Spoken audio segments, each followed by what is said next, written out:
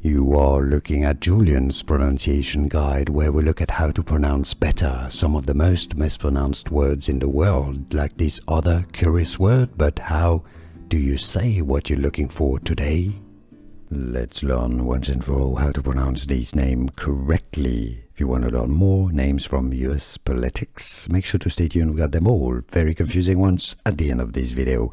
Pronounced in English: Michael, National Security Advisor of the United States under Donald Trump's administration.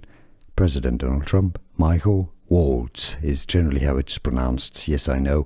The spelling is when there's an A, so it could be Waltz, but it's normally pronounced as Michael. Waltz. Here are more videos on how to pronounce more confusing words and names too many mispronounced. Like this video if you found it useful. I appreciate your support. I'll see you soon and thanks for watching.